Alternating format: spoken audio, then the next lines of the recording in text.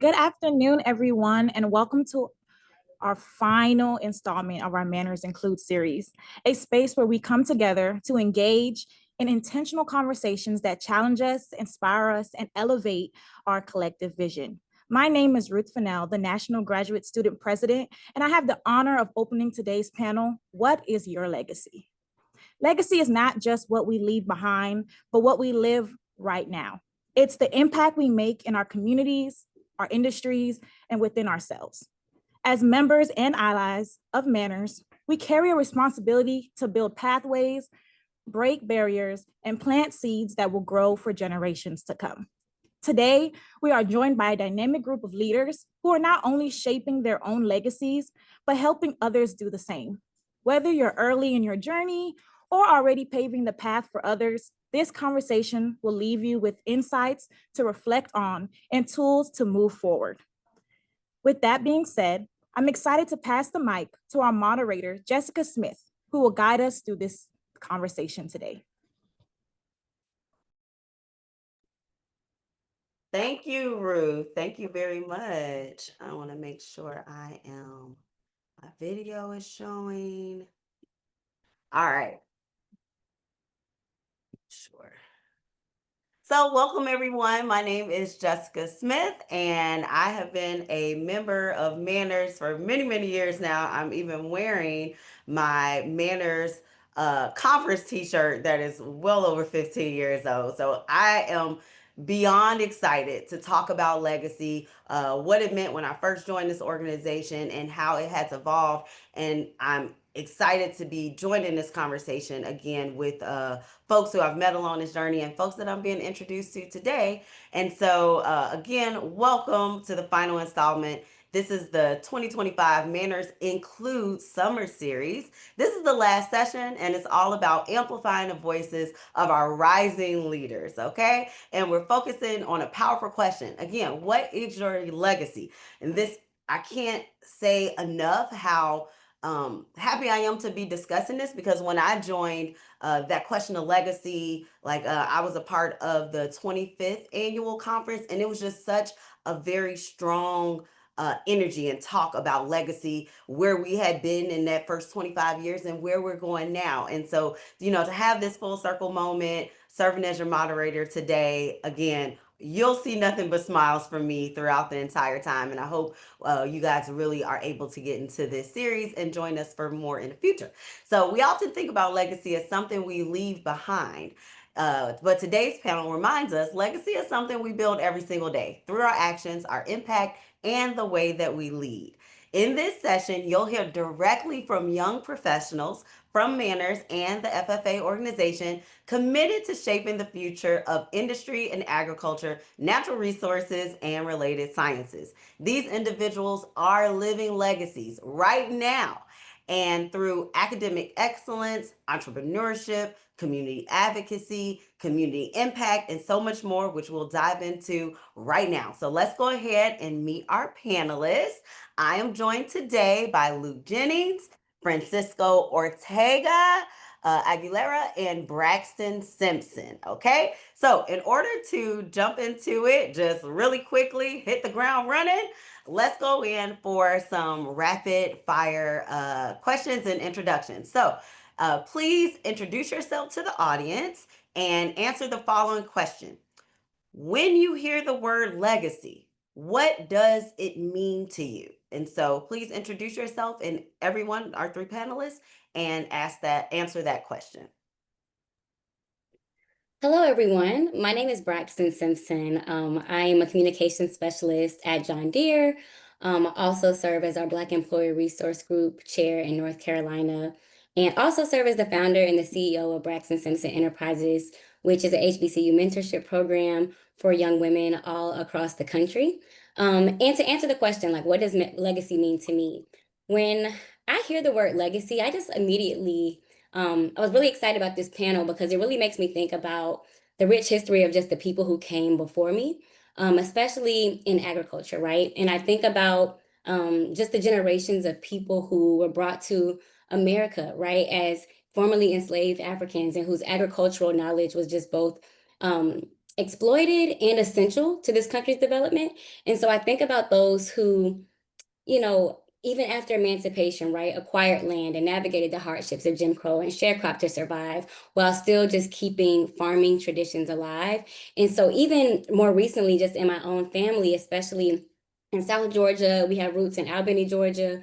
And I just come from generations who have worked the land, right? And I've recently been just learning a little bit more about this history through my family reunions and conversations with elders. That legacy, it just truly really runs deep inside of me. And so today, even as a communicator in the agricultural space, I feel a really big responsibility to ensure that our stories are told and told accurately. But then also through my mentorship program, I just really work to pour into the next generation the way that my ancestors have poured into me and prepared me. So for me, legacy is about reaching back, of course, and honoring those who have come before, and just using my platform to make sure that our contributions to agriculture are not in vain, but also just remembered and celebrated.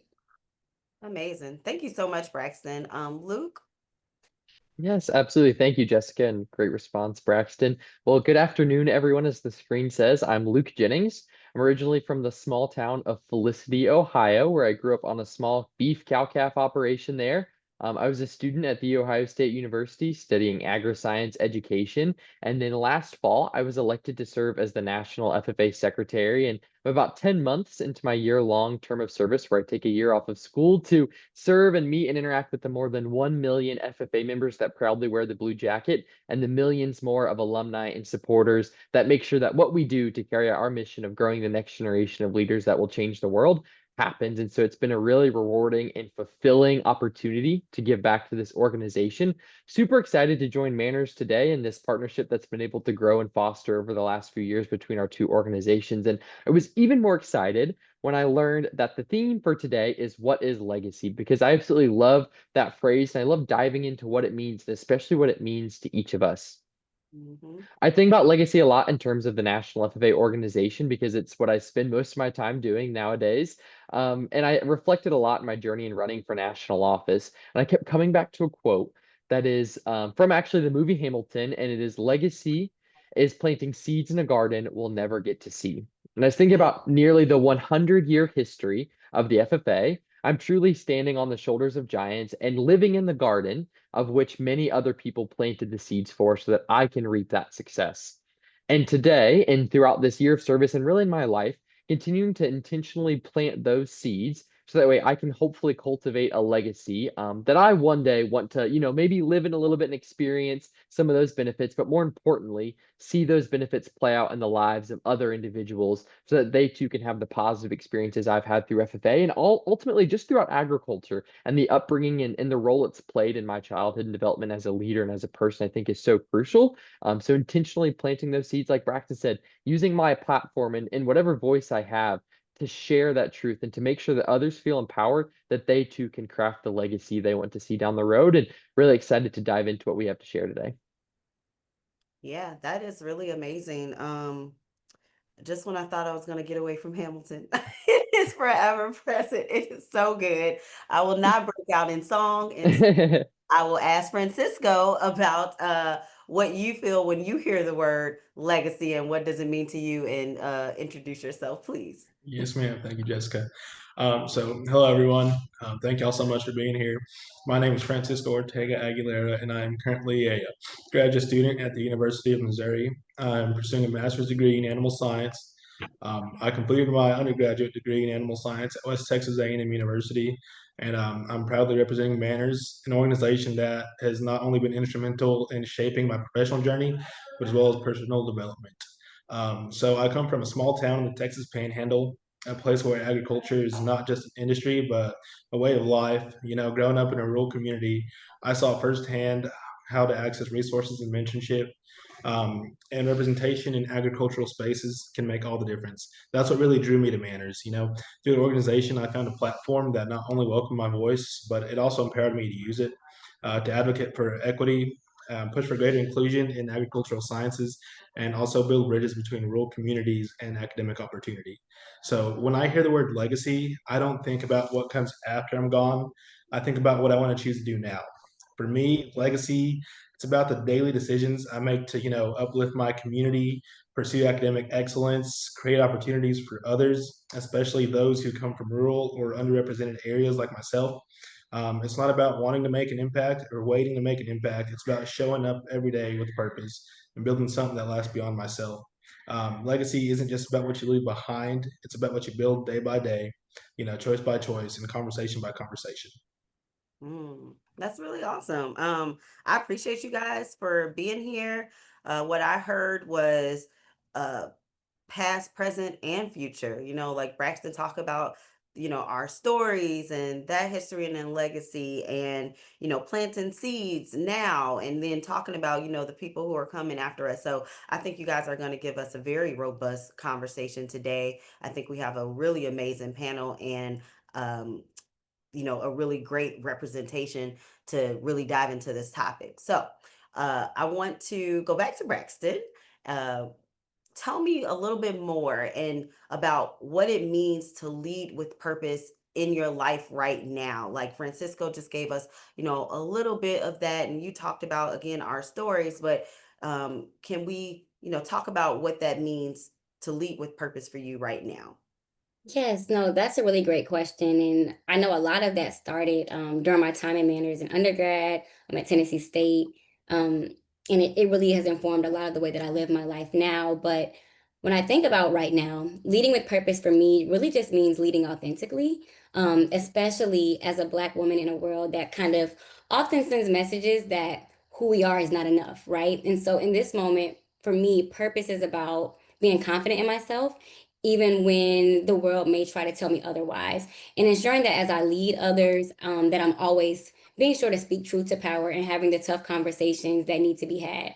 It's also about being an example, right? For my younger sister, I have a younger sister that just started at Alabama State. For my mentees and for just other young girls and women of color who are watching me, so they know that they have really honestly just permission to show up fully as themselves. And I believe that when we all lead authentically, when we show up as ourselves, we are leading purposefully. And so this panel today, it's about legacy, right? And we're living in a time where authenticity is constantly under attack.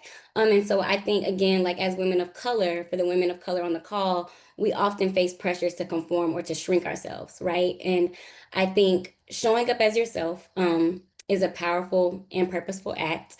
And it does create a ripple effect. So it's like when you show up as yourself, you give somebody else permission to do the same. And all of our purposes are truly connected. So if I'm not living in my truth, I'm not giving others the freedom to do the same thing and to live in theirs. And so for me in this season, leading with purpose means showing up unapologetically as who I am, standing firm in what I know to be true, noble, and the right thing to do, and just creating space for others to do the same thing.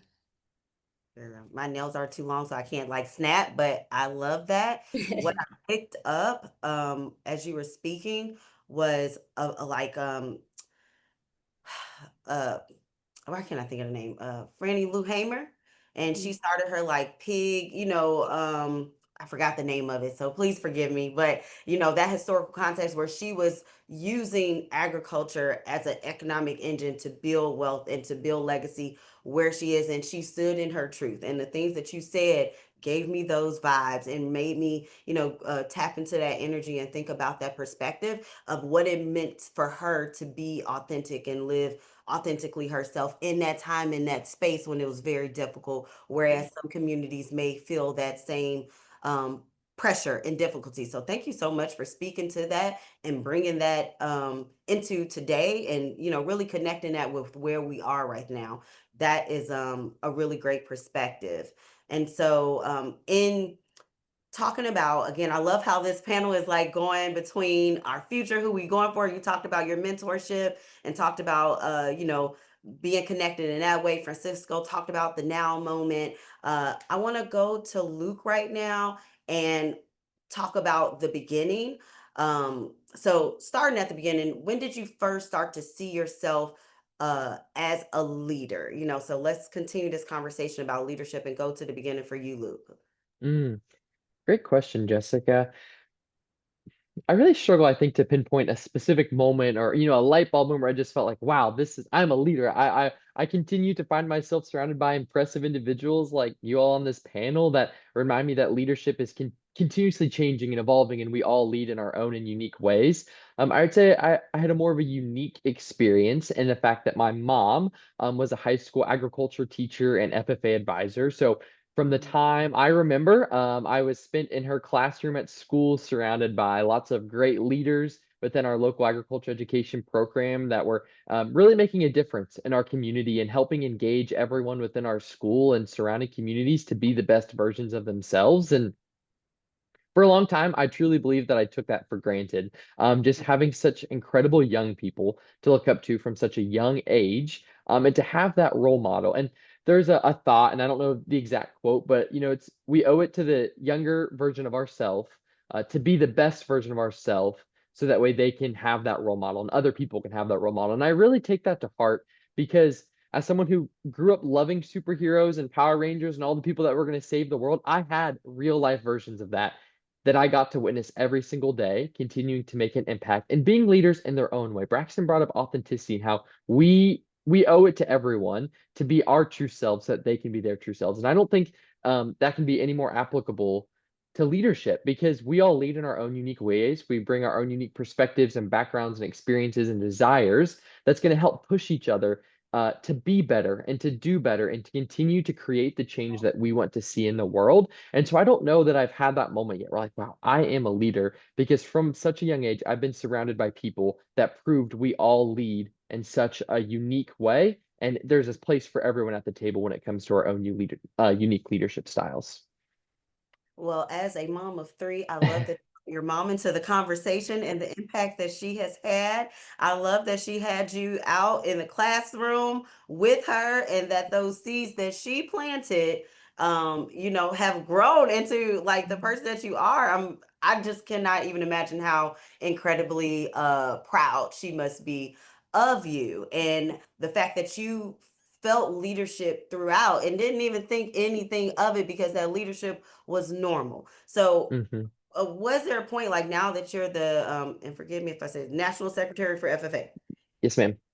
what point did you say, hey, I'm going to continue this? Because like now you're an adult, again, my children, they I say to go, but there came a time where had that fork in the road where you could decide to do something else, but you have decided to continue Mm. on and go, much further. And so what was that moment for you where you decided I'm going to take this and run with it and really, continue this leadership Mm. path? Another great question. And there's a couple examples that come to mind. I think back to my freshman year of high school. I'm standing in my agriculture education classroom at the whiteboard, and I was a chapter officer for my FFA chapter as a freshman, which was very intimidating as a young 14 or 15-year-old. And I was helping plan a large fundraiser that involved the entire community, and I was one of the committee chairs. There was about 20 to 30 FFA members from our chapter all together for this meeting, and we were trying to set big goals, and we wanted to push ourselves to really be better this year. And one of our goals was to make at least $10,000 in this single day fundraising event. And it had never Whoa. been done before. We were like, I don't know why we thought we had the capability or power to actually do that, or what we thought, just possessed us that this was possible. But I kind of remember standing there and breaking up into subcommittees and planning who's going to do what and who's going to take this responsibility and ask for donations here and call this person and so on and so forth. And just being like, wow, like this is really coming together. Like, wow, the ship is sailing. Like, we're not sinking, we're not treading water. This is really cool. Yeah, and we're doing this thing. And to be able to not only have a successful event, but kind of have that self-confidence and that assurance of like, wow, like this is what it means to lead a group of people, not to be at the front of the room, but to work alongside of them step by step to accomplish our goal. And fast forward a couple years as a senior in high school, similar time frame in the fall of my senior year of high school, I'm serving as the chapter president. And a group of my friends and fellow chapter officers looked at each other and felt a need to help educate and provide an opportunity for students competing in one of our competitive events to have an opportunity for an online invitational contest that hadn't been done before. Nobody had did it, but we felt like there was a need to help people grow in this specific competitive space. And We knew that if we wanted to do it, we're gonna have to move really quickly because time was of the essence. And so we kind of put it together. We started organizing it. We put the materials together, created out this month and a half long plan all by ourselves as a group of 5 or 6 seniors in high school. And as we were doing it, it was just you're so overwhelmed by tasks and the next deadline and making sure we're staying on top of things that by the end we looked back and we're like, that again was really successful. Like we learned and what everything wasn't perfect, but we Yeah. grew through that process and we really understood. And I think both of those moments kind of built upon each other. And especially as a senior in high school, that's really when my mindset began to shift and change from it being a lot about personal growth and development for myself as a leader and starting to reflect that onto other people. And how can I bring others along, help educate them and teach them and help support them through these life experiences as a leader so that they too can grow and do that for other people and create that domino effect. And I think some key experiences, especially around that time frame as a senior, pushed me to pursue a state leadership role in Ohio and then now a national leadership role in the FFA because I truly believe in the impact people can have on one another to grow and to succeed and to just have that peer-to-peer mentorship and leadership model. That it's something I'm really proud to be a part of and to give back to. And those two experiences stick out amongst many others, but it's just a continual stair-step process of one foot in front of the other. It's not going to be perfect, but it's going to be worthwhile. Absolutely. Thank you, Luke, again for sharing your path. I feel the inspiration coming through because I saw some little notifications in the chat of people sharing what legacy is for them and what that means. And so please continue to share and to engage in the chat. We will have some time and space for comments and questions and engagement at the end of this panel discussion, but do not wait. Go ahead and share.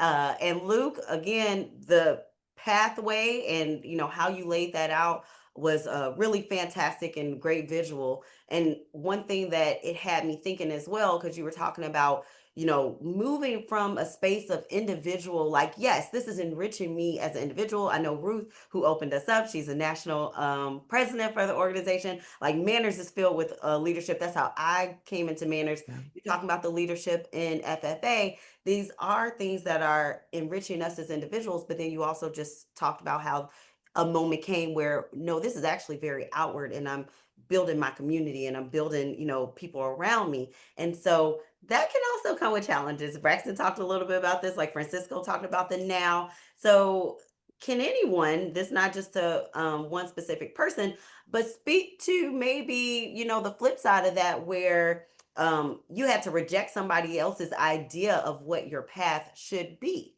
right? And so, again, no particular person, so just speak out. But when I think about this for myself, again, I studied human nutrition at SIU Carbondale, and it was not, we were in a separate building. We weren't in the agricultural sciences building. We were in another building. And I had to, almost like forge my way or like, connect with the agricultural portion of it because, not everybody felt that that was as congruent. Or it's like, what do you have to do with agriculture sciences? Are you related sciences? Like, no. Like nutrition, really meant something to me. And so I've really, throughout my experience in this field have tried to align that nutrition and show how it is related. We talk about farm to fork and all this other stuff, but it's just like it's been something that I've always wanted to highlight and bring as highlight part of that. So tell me about your path. Anybody, like I said, Braxton, Francisco, please jump in. Jessica, absolutely. So there's been times when others had a clear idea of what my future should look like. Growing up a Hispanic male in the Texas Panhandle, if you want to work in agriculture, you either got to day work, be a cowboy, work at the feed yard, or work at the meat locker. But that wasn't really what I thought I wanted for my future. I had to learn that living a meaningful life means making decisions for myself, even when it goes against what others expect. Choosing my own path hasn't always been easy, but it's taught me resilience, independence, and self trust. So each step I've taken on my terms has brought me closer to the person that I think I'm meant to be.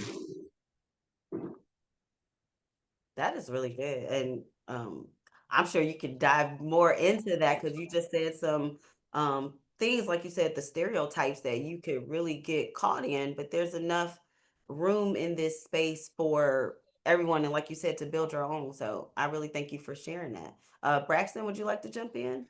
Sure. So, although I'm still early in my career, at the very beginning of my career, I started in a more front-facing role, kind of out in the field. I was working directly with products and customers on equipment, and it was very valuable work. But deep down, I just knew that I've always been a storyteller, and I've always been drawn to just making sure that the stories that everyday people have, especially like the most vulnerable people, are told and just told accurately. And so over time, I kind of realized that my true passion and purpose in agriculture wasn't just in the product side, but that it was in the communications aspect of it as well. And so I took that leap of faith, and I stepped away from the path that, obviously I had trained for as far as my education, and the path that people kind of assumed that I would follow. And I moved into more of a communications role where I could still tell agriculture story, but just in a different way. And so now, instead of speaking directly to dealers and customers, I get to share stories that matter to both our customers and our employees. And so that's how I know I'm exactly where I'm supposed to be. But kind of to answer your question around like rejecting the path, what it should look like, I think there was a little bit of pressure for it to look a certain way, but to the gentleman's point, you sometimes just have to do what it is that you want to do, and follow your journey and your heart, and it'll all work out.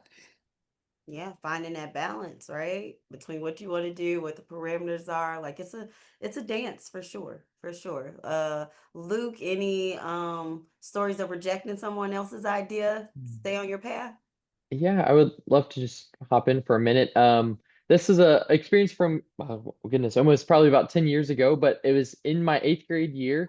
I had always came from a big sports family, always played a lot of different sports growing up, and basketball was my main sport and loved to play it. But as the eighth grade basketball season rolled around, there just something felt different and it didn't feel right heading into the basketball season. And even now, it's kind of hard to put into words the way I felt or why I felt the way I did about not wanting to play basketball anymore. And as the season rolled around, and I knew that I would have to start making choices of, do I want to prioritize basketball or do I want to prioritize FFA and my agricultural pursuits, and just make those choices because there wasn't enough time. I ultimately decided to stop playing basketball. And it was a really tough decision at the time to kind of not continue to be involved in what a lot of my friends were. And even though my uncle was my basketball coach at the time, and I knew he had, no angst or anger or upsetness for me at all, it was kind of challenging, right? It's a challenging burden to go against what you feel like you're supposed to do or what you think other people feel you're supposed to do.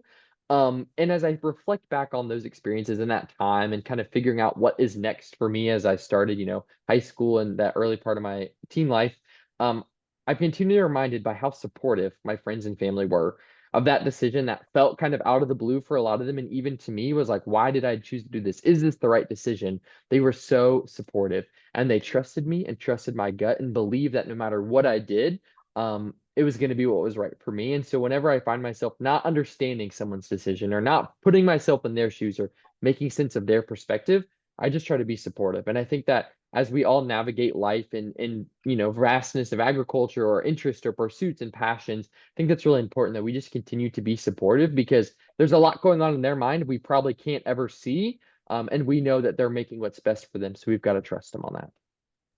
No, that's real. Now, Luke, we're all sitting down. I've never met you in person before. So I have to ask, how tall are you? I am like 6'1" or 6'2". I wasn't a bad basketball player. Right. Yeah. When you're talking about your basketball story, I was like, they must have like, no, you're playing basketball. And so that is a perfect example of, yeah, how someone may look at you and decide, hey, but you got to make your own choices. And I think that that is, again, you guys have given just such specific and very robust answers. Like, I'm really enjoying this panel. And you talked about friends and family support. Francisco, I actually have a question for you, because you talked about community expectations and again your experience. Uh you did say you're Mexican, right? Heritage, right? As a Yes, ma'am. Mexican male. And so we all know we have community. None of us built alone, right? And so who has helped shape your journey so far? And in what way have they helped shape that journey? So who has been that influence for you and where you are? Okay, thank you for that question, Jessica. It's true. None of us builds alone. My journey, I'm gonna say it wouldn't be the same without the people who poured into me, especially my parents. My mom and dad have been the most consistent and unwavering supporters, and I consider their love one of the greatest blessings God has placed in my life. For that reason, I give all of my honor and glory to my Lord and Savior Jesus Christ. My faith is the foundation of everything I've achieved and everything I'm continuing to pursue. In moments of doubt or overwhelm, God has reminded me of my purpose, and He's taught me to trust His timing. He's opened the right doors and closed the wrong ones, and He's surrounded me with people who shaped me in many powerful ways. Beyond my faith, my journey has been deeply shaped by the support of my parents. My mom and dad have been my biggest supporters since day one. My dad taught me the value of discipline and follow through. He's the kind of person who believes that if you're going to do something right, or if you're going to do something, you better do it right the first time. He instilled in me that your name and your work ethic really do matter. He pushed me to be independent and think critically because he was always there to lead by a steady example. He always told me it's better to lead quiet but powerfully than, talking too much and not doing anything right. So that shaped how I carry myself today, especially in leadership and academic spaces. My mom, on the other hand, she was my emotional anchor. She always felt that I had to know that my dreams were valid, even when I felt they were too big or too far away. She encouraged me to aim high, but also reminded me to stay grounded with who I'm supposed to be. She's the one who taught me how to carry or how to lead with empathy, how to show up for people and how to carry myself with humility no matter what room I walk into. Her strength really is what keeps me going. She's been just awesome. But together, my parents have created a balance in my life. My dad gave me grit, my mom gave me grace, and that foundation is what I've learned through every success and setback. They've driven long hours to show up for me at events. They've encouraged me through imposter syndrome, which, when you're going through grad school, you get a lot of that. And they've reminded me of my purpose when I've doubted myself. So that kind of support doesn't just help you succeed, it helps you become the kind of person who wants to pour the same support into others. Yeah. Shout out to the parents out there, okay? As we can see, as part of our legacies and who we are, that parental influence, as I've heard from the panelists today, has really shaped you guys. So that's it's beautiful to hear. What about mentorship and community influence? So that's your family, mom, dad. But what about mentorship and again, things that you may have received from the community? What does that look like? Okay, yeah. So mentorship and community, they've absolutely influenced me. Um, my dad was a contractor growing up, so whenever I tell people that I'm pursuing animal science degree, they're like, "Well, what got you into that?" Well, I had a mentor who I lost this last year. His name is Jeff Couts, and because of him, I know that my faith, my family, and my mentors are the reason that I, continue to push myself and continue to try to be successful. So my hope is that my legacy reflects a life of purpose, service, and faith. One that lifts others and points back to who's led me every step of the way. Sorry to hear about his passing. Um how did you guys cross paths? Like Okay, so was this from school or? no, actually, he helped raise my dad. My dad lost his mother when he was about 10 years old, and Jeff Couts was just a member of the community, and he helped raise my dad. And I've known him since I was about knee high to grasshopper, and he took me everywhere with him. And he was a farmer, he was a rancher, raised cattle, and he actually got me to the FFA, into 4-H. He got me into showing pigs, and I mean, I'd go everywhere with him. That is beautiful. And about what age did that start? Oh, so showing, I mean, I started showing pigs. I mean, probably as soon as I could, I think kindergarten. But I'd just be doing jackpots. And, when you school or when you show at majors and whatnot, I started doing that in the third grade because that's the age that you start doing it. But jackpots, there's not really an age limit. So he had me from a very young age, just around all the livestock. And that is such a again beautiful. And I got a 2-year old, so when she gets home from daycare today, I'm gonna tell her she got 3 years. She needs to start getting out there and doing Yes, ma'am. that work. Um, and I love Luke, talking about that FFA again from a very early beginnings. Braxton talking about the mentorship, and so we're seeing this from family to community. MANRRS, right? We're here today and how it has brought us together. And so this is again so many like overlapping and overarching themes that are really coming together here. Fantastic, fantastic panel you guys are. So I do want to open it up again to everyone and just ask, how are you building your legacy right now? Again, I've been trying to like hold on to this a little bit because Francisco, you touched on that early, but you know, even in the small, like everyday moments, what does it like physically look like for you to be building legacy right now? Braxton, if you could start us off. Sure. So for me, building my legacy is just something that I try to do every single day, both in big ways and in the small, ordinary moments, like you said. And I know it sounds cliche, but I do believe that I'm living as my ancestors' wildest dreams. And so in agriculture, especially, I try to carry just the awareness that I have the right to show up with a boldness and a confidence that so many people before me were denied. And that awareness just kind of sits at the center of who I am, and it guides me in my work, and it guides me to show up as my best self.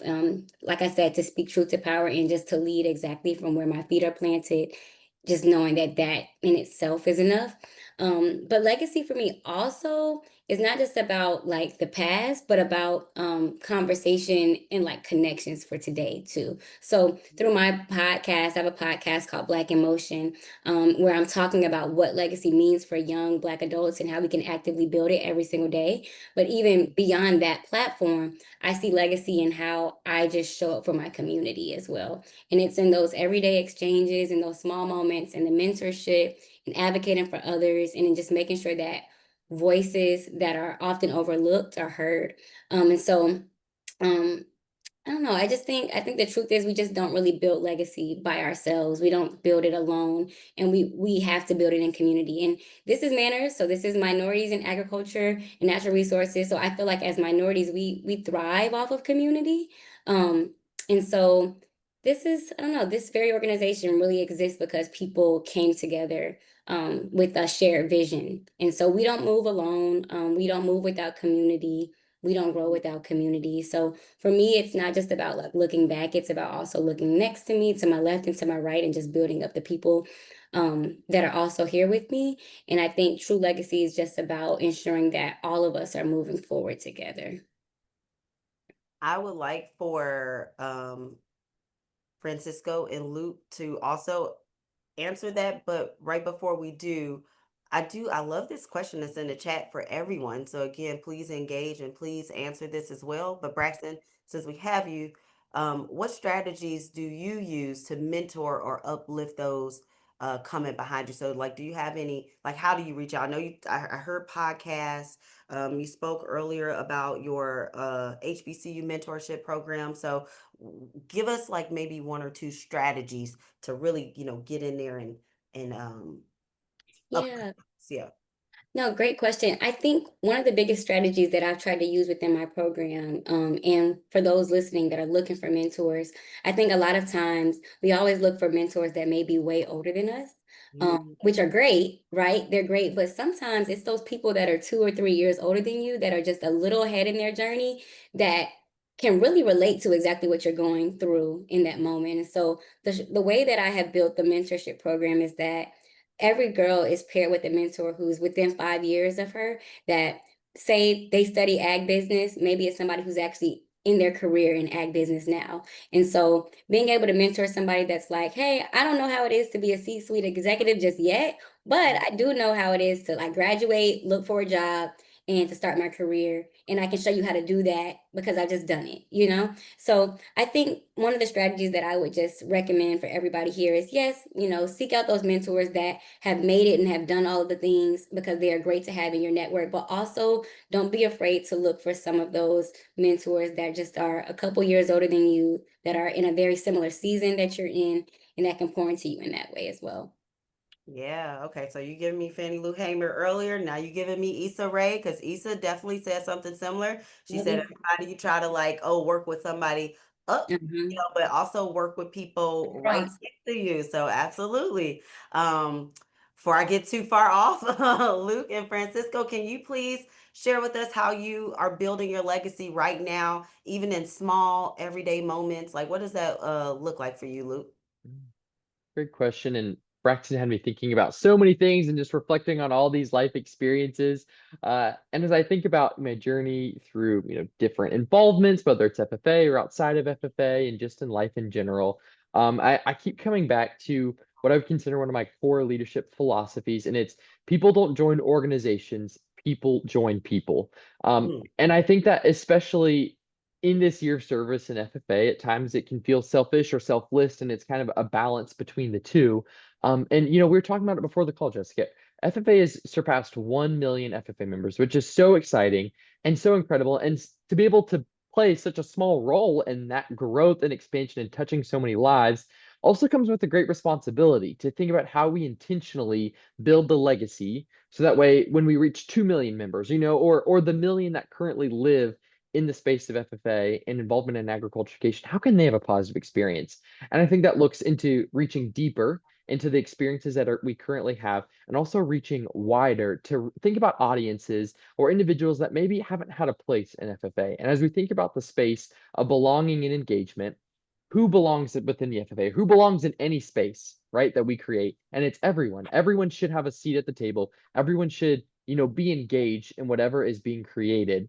And so, especially within the FFA, how can I think about those communities, those individuals? How can they be represented? And especially from an organizational perspective, how can we make sure our programming is meeting the needs of our membership? We're just starting a Chapter Connect program where we're taking chapters from across the country, pairing them with one another so that they can learn and they can grow and they can see experiences that are different from theirs. We think about the Ron Brown FFA chapter in Washington, D.C., whose membership is 100% African American male, and they're being partnered with a rural chapter in Missouri whose chapter is 97% Caucasian. So now they're going to be able to meet, in person at our national convention. They're going to be able to meet virtually with one another, share what the experiences of an inner city FFA program and a rural program are like, and difference in demographics and school experiences, interests of students. And I think that's where so much value comes, and face-to-face human interaction and building relationships, and how we can help other people grow and become better leaders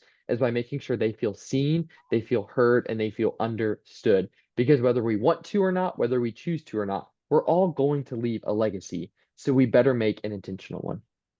I know that's right, Luke. I haven't been to a FFA national conference in a while. Like I said, I'm based in Chicago, Mm-hmm. my hometown, and right over it's 3 hours away from Indianapolis. Yeah.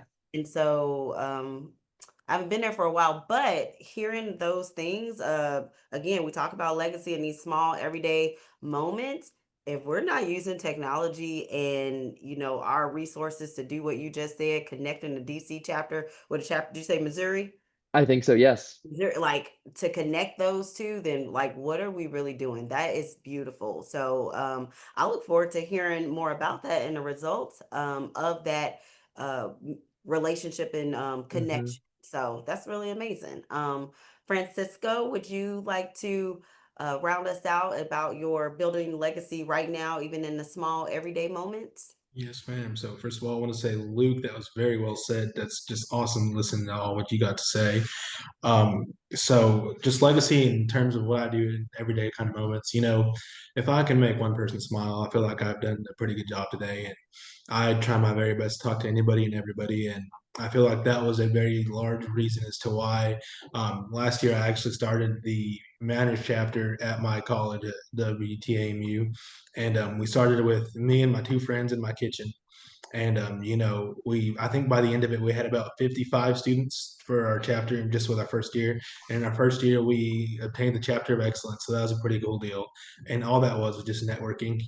I saw somebody that looked like a minority, or I saw somebody that was in the ad building. I said, "Hey, have you heard about MANRRS? Let me talk to you about it." And talk to them and just network with them and just ask them about their day. And I mean, just little things like that. I felt like left a pretty big impact at WT. But moving forward, I graduated in May from WT, and I was kind of left with the decision to make. Do I want to go to WT for grad school, or explore something else in Missouri? And I decided to like, hey, I think I can make a bigger impact if I go to Missouri. I feel like I can leave more of an impression on my younger siblings, feeding onto what Braxton said. I'm the oldest of four, and I want to do good so that way they can see that good needs to be done. Mm-hmm. Well, again, you guys are all my favorite people. I cannot choose because I'm also the oldest of four. So, like, just everything that you guys said, I know I'm moderating, so I have the floor right now. But even from looking at the chat, I feel like you guys have really connected with a lot of people. And the fact that we all have different backgrounds coming from different parts of the country, are speaking towards different parts of the country, and we can all find this. This common thread, this togetherness, that is manners, that is what we're here talking about, that is legacy, that is building, that is, planting seeds. And so I think you guys knocked it out the park today. Okay. We got about 15 more minutes, so I don't want to take up too much time. I do want to make sure that we have enough time for questions. I'm going to do things then just a little bit backwards, just so I make sure we have all our bases covered and I'm doing my job. Okay. And so, one, I want to say thank you. Thank you so much, Luke. Thank you so much, Braxton. Thank you so much, Francisco. Again, you guys were amazing. You connected perfectly. And I think for this to be the last session, again, knocked it out the park. I also want to make sure as we go through the panel before we close that people know that we will have a short survey session, or a short session survey. You'll find the link in the chat, and then you can scan the QR code on your screen and or you can complete it when you get the email from whatever email that you register with. Also, contribute to the MANRRS 40th Giving Campaign. I opened up talking about, I was the National Undergrad President during the 25th anniversary at Disney. Went all the way to Disney World. Didn't see not one lick of the Disney park because we were having a ball for the 25th. And so now we're at the 40th. And so how important is that to give back and to make sure that we are staying connected and to make sure that MANRRS is going to be here another 25, another 40 years? We have to make sure that we are giving and uplifting this organization, doing things like this. So your donation definitely helps, and promote and implement initiatives like this and others in our MANRRS chapter. And then lastly, the fall regional clusters. Again, I'm so old and I talk about it all the time because I think clusters started back when I was there, and I just love to see how much it has grown. And so mark your calendars for these fall regional clusters and the 40th annual training conference and chapter expo. That's going to be in Francisco. You know where it's going to be at? Tejas, right? Dallas, Texas, for the 40th. And so I actually think I was supposed to share the screen. So let me do that. And then is it okay to open up for some questions? So let me share my screen. I just talked about me being old, y'all. So let me share.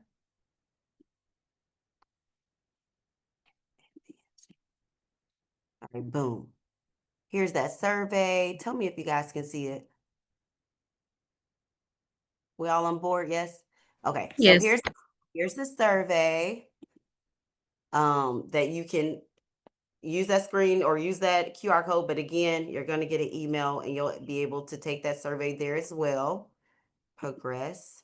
Here's the clusters that I was speaking about. Again, I've seen that all over the MANRRS webpage, all over the social media. So that's open. And then here's just, again, keeping this conversation going. Okay. And so now can we open it up for questions? How you guys feel about that? All right, let's use our time wisely. We got about 12 more minutes. And so how do we open this up for questions or responses or looking in the chat? Or do you guys have access to the chat as well? You might not be able to see it. Okay, strategies we talked about. Thank you for answering that. Okay, here's a good one. Open to anyone. What advice would you give to someone just starting to think about their legacy and what they want to build? We talked about the young folks. What advice would you give some of our either young folks or people new to the space as they're starting out? Anybody? Braxton, Luke, Francisco? I always like to think Thomas Train. He's got a pretty good quote that I always refer to when I'm talking to my younger brothers, and it's whether you think you can or you can't, you're right. You know, you go in with the mindset thinking, "Hey, I don't think I'm cut out for this." Well, you're probably right. You're not cut out for this. But if you keep your nose to the grindstone and you just keep trucking along, oh, hang on, it's going to be pretty good. That's a great one. Braxton, anything to add? Yeah, I think legacy for me ties a lot to purpose. So I kind of um relate those two areas very closely. But I think when it does come to purpose and kind of figuring out what your purpose is and the legacy that you want to leave here, I think really think about or try to center the things that really get you going or the things that even make your heart break. That's probably what you're supposed to be doing. And I feel like when you feel this call to fix something or to make something better or to change the way something is happening or a system or whatever the case may be, you're probably honestly really in the right place. And so I would just challenge you to think a little bit deeper about that. Um, and kind of like what Francisco said, like you can't really be wrong. You can't be wrong in that area. So follow your heart, lead with integrity and keep people at the center of your service. And it's really hard to go wrong when you do that. Now, you guys, again, speaking to you for the last hour, I can already tell you guys are superstar. You have that, that innate like leadership in you.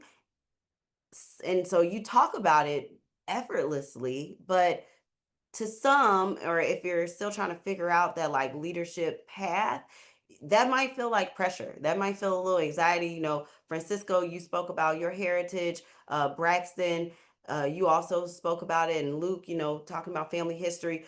Does the weight of it all feel like too much to bear sometimes? And how do you take that and continue to lead? Absolutely. It definitely feels heavy all the time. I think for many of the people on this call, like being a person that's a part of some type of marginalized group, you do sometimes feel the weight of feeling like you have to carry your entire race or your entire group on your back everywhere you go. So I often feel the weight of like, I'm not just representing myself and my family. I'm representing Black people. I'm representing young people. I'm representing young Black women all the time. And that can be a lot to carry. And sometimes it does make you feel like you don't know.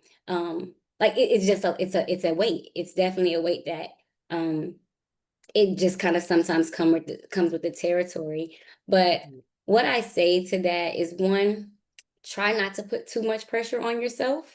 And realizing that you can only do what you can do and you can only really control yourself. But also showing up as your best self whenever you do enter into that space. Because the reality is, although you're only responsible for yourself, the reality is we always impact the person that's coming behind us. And so one thing that I'm always very cognizant of is like, I do need to be on my P's and Q's for myself, yes, but because I want the next young Black girl to have the opportunity. I want the next HBCU graduate to get in the room. Like I do want to be able to continue to carry the legacy forward. So it's a weird balance of not putting too much pressure on yourself, but also realizing that the reality of being a part of a marginalized group is that community aspect, right? We are nothing without each other. And so we owe it to ourselves and to each other to do our best whenever we show up in the room to make sure that the next person does have the opportunity and the shot at it.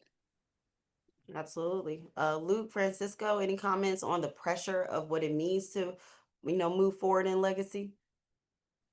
Yeah, really great question. I think very thought-provoking too, especially as I think about it applicable to the role I'm currently in. And um, one of the unique opportunities of serving as a national FFA officer is to bring the student voice and perspective to the national board of directors and helping determine how we function in the next best steps as our organization. And so with that, as one of 6 national FFA or officers, we each represent about 180,000 FFA members. And within that large amount of students, we're representing a lot of individuals who don't look, think, or lead like us. And so, how can we continue to widen our perspective and think about people who we've never met before? And how can we best represent them? And like Braxton said, that can be challenging to step into a room and feel that weight and that pressure.